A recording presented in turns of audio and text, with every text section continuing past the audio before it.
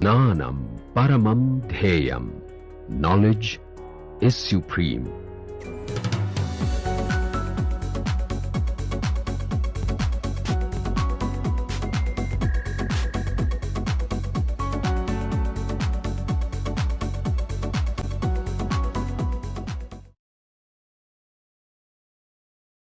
Now that the parameters of absorption and emission are well defined, let us go over and try to understand how the actual measurements are made. To do that, let us first draw the schematic of an absorption spectrophotometer.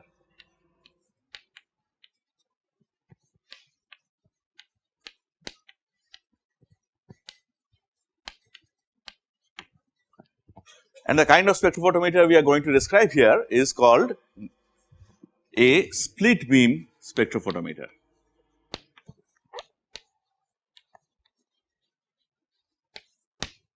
Okay. What do we have? I am drawing the schematics first, then we will go into a little bit of a detail of some components of the spectrophotometer. First of all, of course, you need a light source, which is usually called a lamp. What is the light source that you use? Depends on what kind of energy regime that you want to probe. Okay. Usually you want a light source that gives you a wide range of wavelengths, as we had discussed the previous day. So you want a source that gives you what we generally call white light.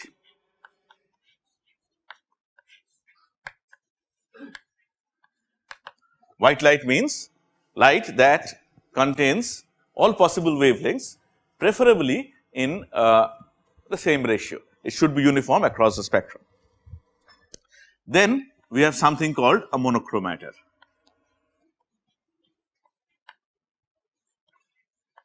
The box is too small to write chromator. What is there inside a monochromator? What do you have inside a monochromator? White light. I want to get specific wavelengths from there. What should I use? A grating, right? But not just grating, we will come to that in a while. So that gives you the color that you want. Let us say color of wavelength lambda. Now, if you are doing absorption spectrophotometry, remember we need IT as well as I0, isn't it? What do you want to measure? Absorbance. Absorbance is log I0 by IT. So, one way of doing it, there are 2-3 ways of doing it actually. One way of doing it is to insert a beam splitter.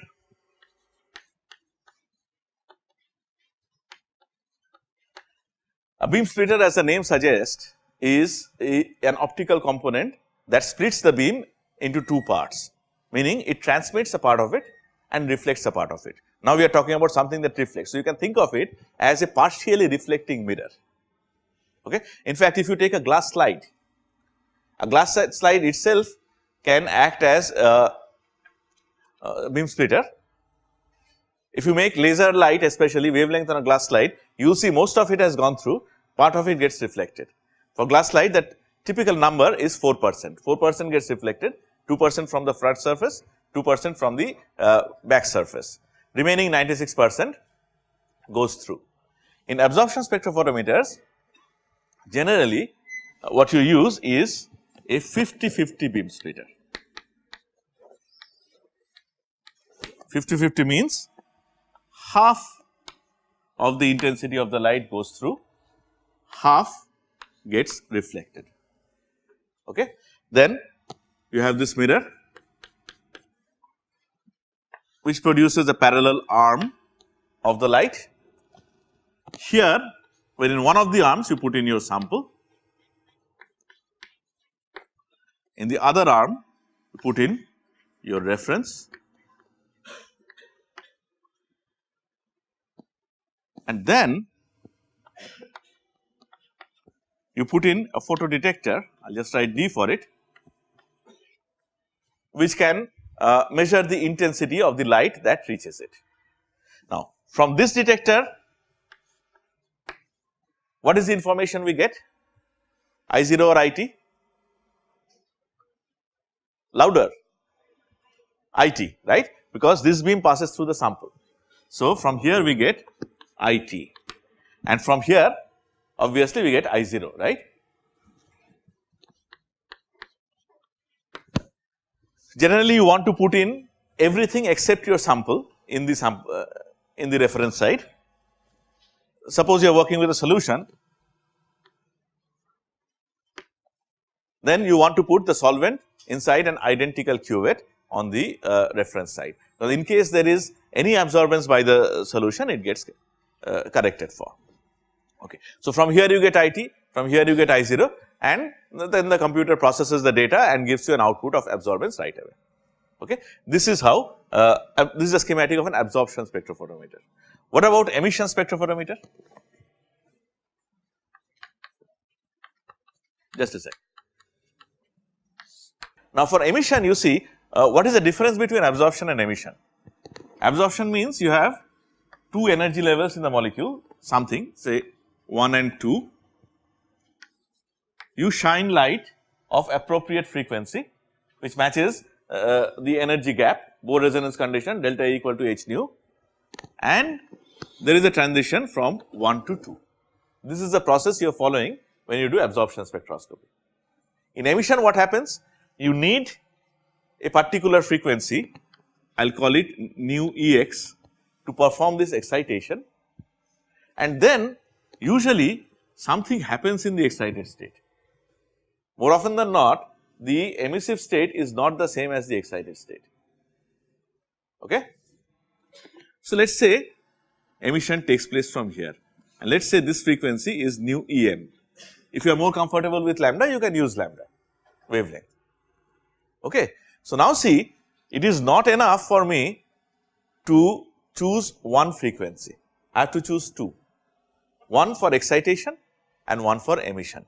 I have to excite the molecule by the proper frequency, and I have to record the intensity of the emitted light at the frequency where it emits. When you look at emission, any emission event has to be preceded by excitation, right?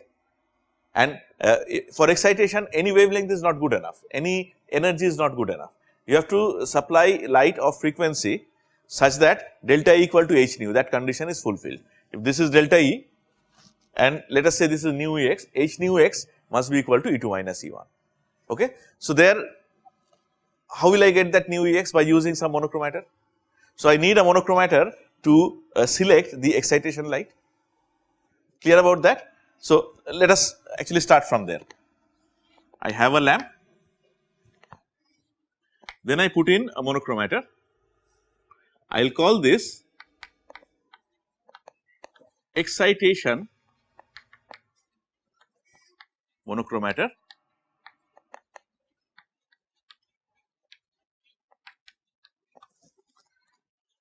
This chooses the frequency or wavelength, whatever you want to say. This chooses nu Ex.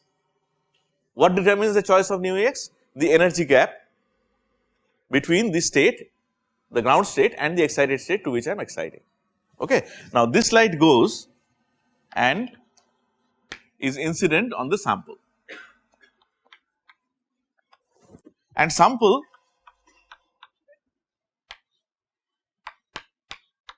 let us say emits. Now,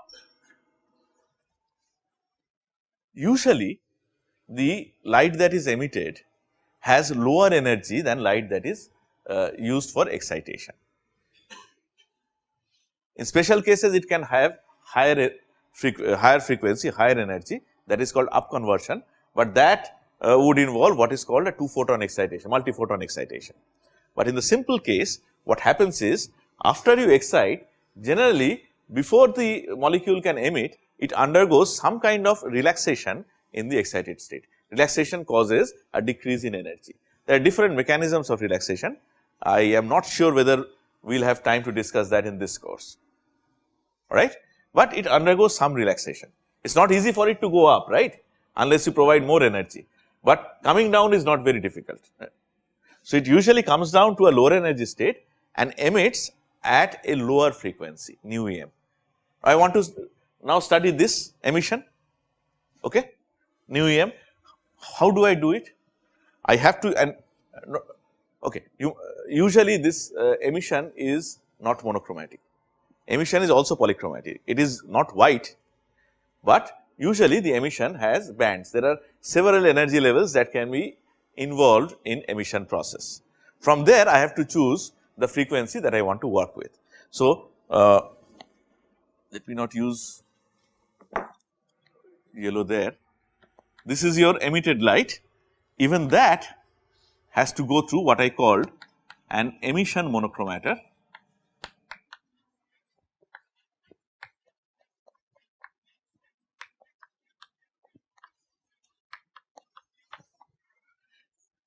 Which allows me to choose the frequency of emission which is then detected. We need two monochromators in an emission spectrometer. Are we clear about that? That is why usually emission instruments cost, well, that is one of the reasons why emission instruments cost more than, significantly more than absorption instruments. One, but not the only reason. There are several reasons actually. Okay. So, these are the schematics. Now, one question that we would like to ask is, what is there inside a monochromator? We know there is a grating, but it cannot be just a grating. Let us see what is there in a monochromator. Maybe we can understand this question better then. What do we have inside a monochromator? Of course, we have a grating, right? We have discussed this already. A grating disperses the light and breaks it down into its components of different frequency. How? What is Bragg's law? N lambda equal to 2d sin theta, right? I will only work with n equal to 1. When n equal to 1, you call it first order diffraction. Generally, it is more prominent than second order diffraction. Second order is more prominent than third order, so on and so forth. So, I will just write lambda equal to 2d sin theta. So, for different values of lambda, theta will be different. Okay. This is basically the principle. But now the problem is this: I have some light source. Okay, can be the lamp or can be the sample itself if you are talking about emission. Okay, it is always considered to be a point source. Okay. Now, if it is a point source, in which direction will light be emitted? All direction, right? Unless it is a laser, we will talk about lasers later on, but there is a reason why lasers are have such a highly directional output. It is not straightforward. Okay. If you just take a simple lamp, something like a tube light, then light goes out in all possible directions. Okay. And here I have my grating.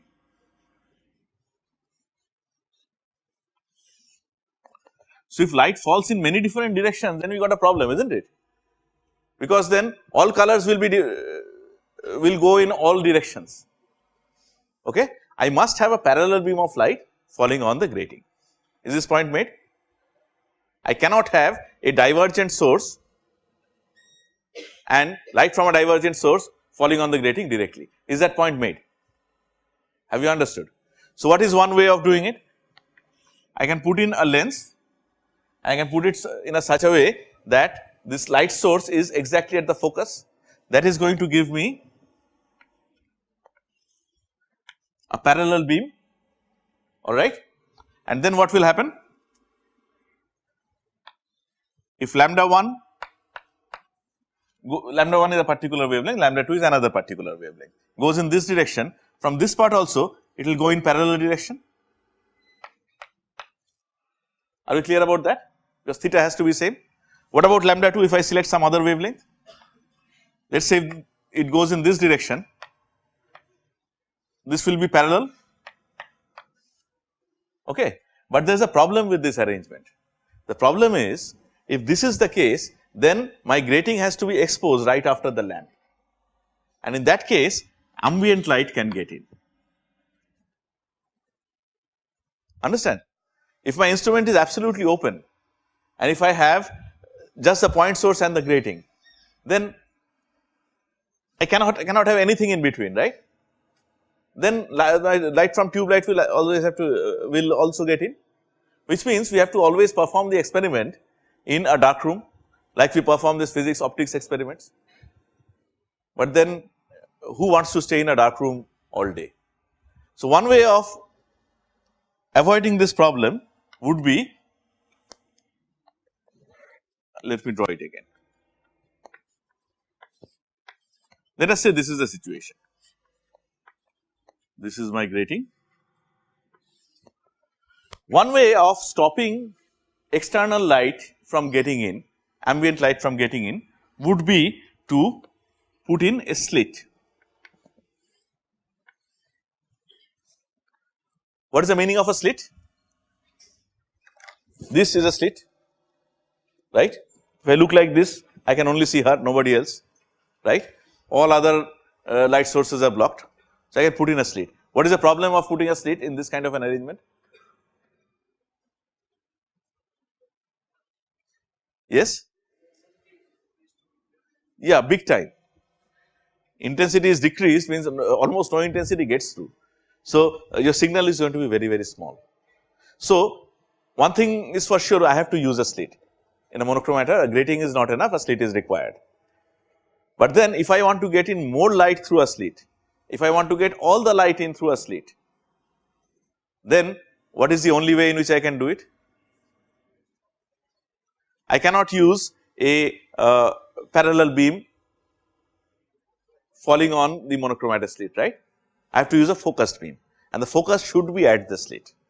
Okay. So, the right arrangement would be not this, but something like this. L for lamp, L for light. The correct arrangement would be use a lens and focus it like this and put your slit here. If I focus tightly, then what will happen? All the light gets in through the slit, right? But what is the problem? What is the problem with a beam that is focused onto the slit? It is going to be divergent from the slit, right?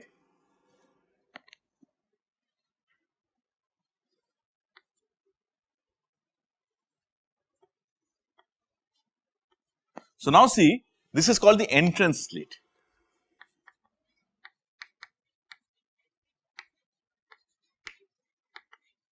So, now effectively the entrance slit becomes a light source. Okay. This entrance slit to the monochromator, that itself becomes a light source. And one thing I should say is that generally lenses, well, I will not say lenses are not used, but it is better to use mirrors, curved mirrors rather than lenses, because as we discussed earlier, if light goes through anything, then some loss is there. It is better to just reflect from the surface. Okay. So, now before it can fall on the grating, I have to do something to this light, right? I cannot let a divergent beam fall on the grating. I have to collimate it now. How do you collimate? This is how you collimate. The problem is, wait, let me make a narrower beam. So, something like this. Otherwise, I will have to draw a really big mirror.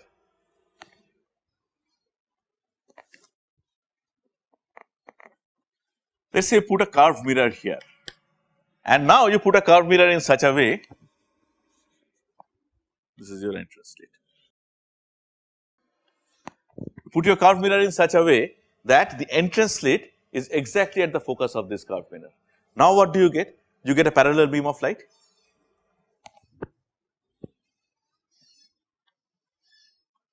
Parallel beam of white light which retains all the intensity of the light that has been captured by this lens or by the mirror that I have put behind the lamp.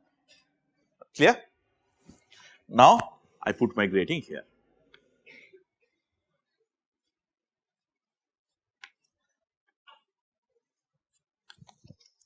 What will happen? Let us say this is lambda 1, I will just write 1. I get a parallel beam here. What else? Where is my blue chalk?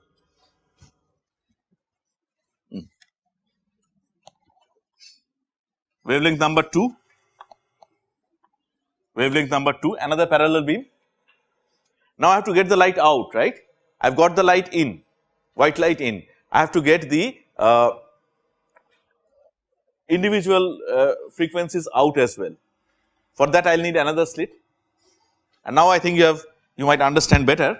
What we do is, you have another curved mirror here. So,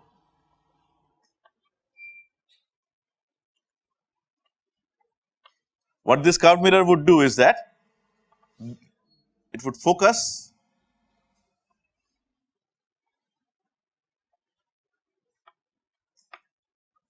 all the yellow beams, yellow rays to one point, and would focus all the blue rays to another point. Is this point clear? Right? We have, the way we have drawn it, we have two parallel beams, one yellow and one blue. Okay. So, focus all the yellow rays at one point, focus all the blue rays at another point. Now, if I put in another slit, and let us say the slit is like this, what will happen?